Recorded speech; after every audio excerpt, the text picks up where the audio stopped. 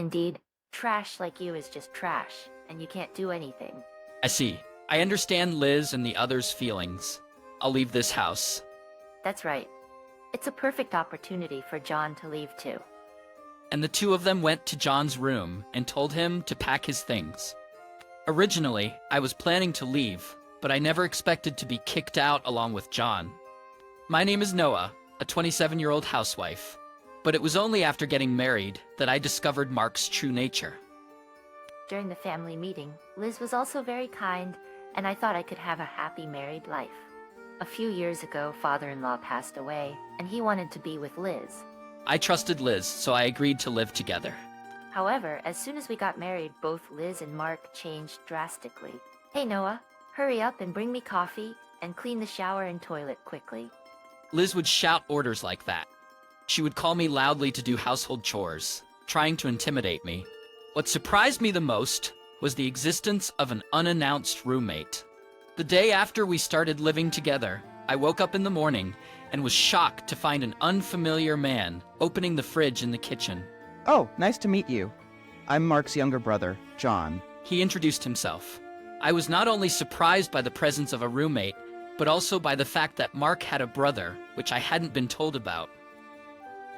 John is currently 27, the same age as me. He apparently had been living with his parents all this time. I hurriedly went to Liz and asked about John. Oh John, that kid. You don't need to worry about him, he's just a shut-in ghost. Tuh? I was shocked. Is that how she talks about her own son? I only need Mark. John is just a worthless shut-in.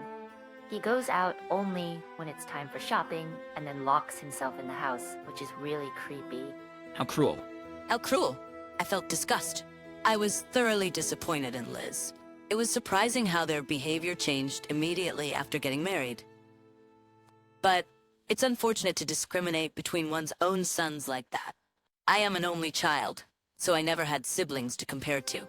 But if I were told such things are treated with discriminatory attitudes by my own mom, it would be shocking. My parents are already deceased, so I envy the fact that they can still be together. So I at least want them to get along as a family. When I returned from work, I asked Mark about John. I thought maybe if they were siblings, they would get along. However, Mark's response was also cold. He just said it with a dismissive tone. I was disillusioned by his attitude, which made it seem like he had just forgotten to mention it. Treating his brother like heir, what a terrible way to put it. Mark was not a family-oriented person at all. He was just a mama's boy.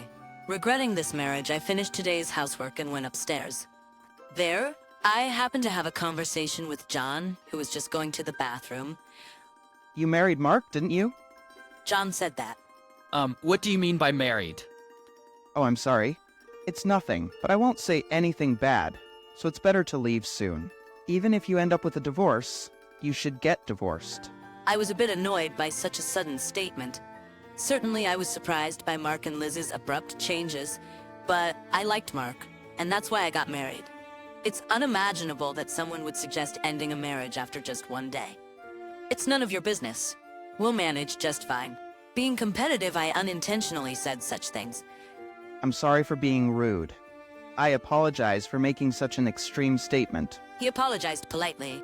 Until a while ago, I thought he was an extremely unreasonable person, and I might have understood a little why Mark and Liz found John unpleasant.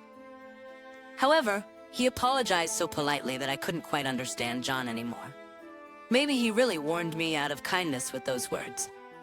While I was thinking about that, John said, "Excuse me," and went into his room. Liz and Mark described John as a weird shut-in, but from my perspective, he's a very polite person. He's the type who can interact with others with good manners, even among working adults. The next day, as I was setting the breakfast on the table, John came downstairs just as he was about to take a drink, so I greeted him. Good morning, John. Would you like to have breakfast together with everyone? Good morning, Noah. Thank you for inviting me, but... Saying that, John looked towards Liz. Liz said, "Noah, I have no intention of having breakfast with someone like that. Hurry up and prepare." She shouted like that. I'm fine, so I'll pass. Saying that, John immediately went to his room. I wanted to apologize for my strong response yesterday, but I couldn't do so. Hey, all you need to do is housework. Don't interfere with unnecessary things, got it? Liz said that while giving me a piercing look. I was stunned by this tone towards a family member. No matter how much she enjoyed harassing her son's wife, I didn't expect her to act this way. And Mark, too, had an incredible change in his attitude. What's this? Curry again for today's menu? I had it for lunch as well. Even if he said such a thing to me, it was problematic. If he wanted something different for lunch, he should have informed me. When I remained silent, Hey, no apology yet. Are you repenting? He shouted. You came here to take care of this house. Understand that properly. Is that so? I was speechless. Mark didn't love me. He just wanted a housekeeper. It was too much. How could someone do such cruel things without hesitation? My well-being didn't matter to them. They just used me for their own comfort. I went upstairs, glancing at Mark and Liz watching TV in the living room, laughing coarsely and seeming to have a good time. As I went upstairs, tears welled up. Then a hand offering a tissue appeared gently in front of me. Maybe it's better to leave after all. There was only one person who said that. When I looked up, there was John. I'm sorry you had to see me like that. I quickly wiped away my tears. Oh, sorry for using your tissue without asking. No, I gave it to you because I wanted you to use it. More importantly, I overheard Mark and Mom's comments. They're really the worst. When John said that, What do you mean by more importantly? I asked. there have been similar things in the past. So he stated, As I listened to the details, it turned out that Mark had a promise of marriage with another woman before. But just before the wedding, she ran away because Mark and Liz treated her the same way they treat me now. I became frightened upon hearing that. In other words, the kind Mark and Liz before marriage was a lie to prevent the woman from running away just before the wedding. I felt hopeless. I had been deceived by such a despicable man. But right now, I have nowhere else to go if Mark abandons me. I've become a housewife, and there's no way Mark and Liz would allow me to work part-time. If that happens, I won't even be able to leave this house and rent a room somewhere else. I didn't know what to do, so I could only cry. Then John said, if we keep talking here, they might get suspicious. Would you like to meet at a cafe or somewhere next time? He handed me a piece of paper with his WhatsApp ID on it. I quietly nodded and went to my bedroom. I must escape from this house no matter what. My survival has just begun like this. I'll be running some errands at the municipal office today and then stopping by the supermarket on my way back. I told Liz before leaving the house. Liz replied, If you neglect the housework, I won't forgive you. but then she realized that everything had been meticulously prepared in advance. If dinner is delayed, I won't accept it. Her words got stuck as she said. I let her words slide and met John at the cafe as planned. I talked to him about how I no longer had a family to rely on. I'd canceled the room I was renting and quit my job, so I had to start over from scratch. It's certainly tough to leave that house in your current situation. The biggest obstacle must be finding a job. Yes, I'm pretty much at the beck and call of Mom and Mark, from early morning to late at night. Noah, can you paint? What? Paint. Oh, when I said what, it was a reaction of surprise. I see, so can you? Well, yes, I actually graduated from an art-related university. Really? Yeah, what about it? That's perfect. Actually, I have a friend who's a manga artist and is looking for an assistant. Remote work is okay. Is that so? Oh, but I don't have a computer right now. Don't worry. I'll lend you one of my spare computers.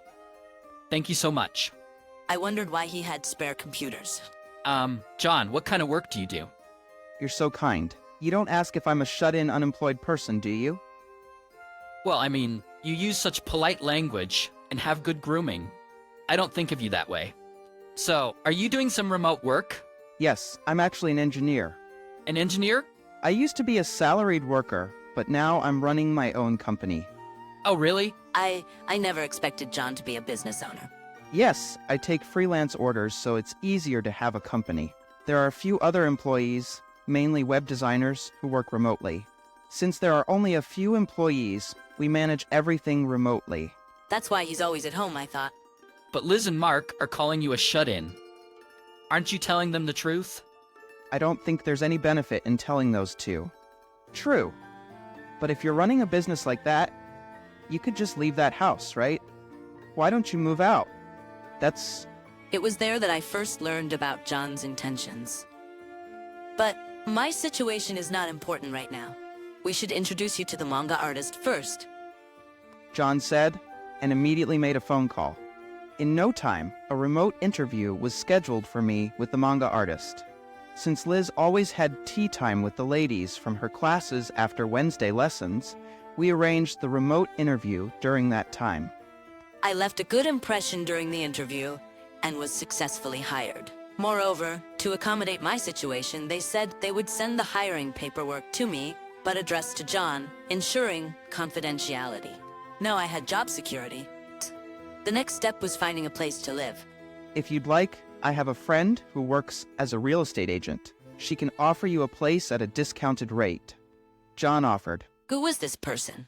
Their qualifications seemed too good to be true. The property search went smoothly, and I found a room that matched my requirements. As everything started falling into place, one day I got into an argument with Mark. Hey, make dinner. I was awakened by Mark while I was sleeping in the bedroom. It seemed like he had been drinking and was a bit tipsy. Make dinner?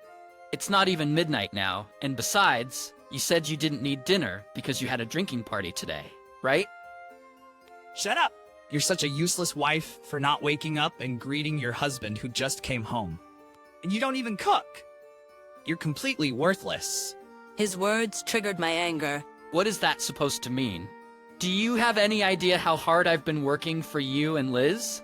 Why do you act so superior? That's because you're a wife. Wives should respect their husbands. And your job is housework. It's natural for someone who can't do housework to be criticized. A wife who can't do housework is nothing but trash. As Mark said that, the door opened and Liz burst into laughter. Indeed, you're just trash. John is trash too. This place is like a garbage dump. Liz said, and Mark laughed while saying, That's right. The trash in this house needs to be taken out. What do you mean? When I asked, Mark opened a drawer. It means this, haha. He said it was a divorce application. You're despicable. Treating a prospective wife like a slave. Are you sure that's all you're gonna say? You might regret it later, when things get tough. After Mark said that and laughed, Liz also laughed mockingly. That's true. Trash is just trash, so you can't do anything. Is that so? I understand Liz and your feelings now. I'll leave this house. I signed the divorce application. I'll file this for you. I put the divorce application in my bag and started packing my things. Liz and Mark watched with malicious smiles. Well, it's none of our concern anymore. You're your best homeless lady? Indeed.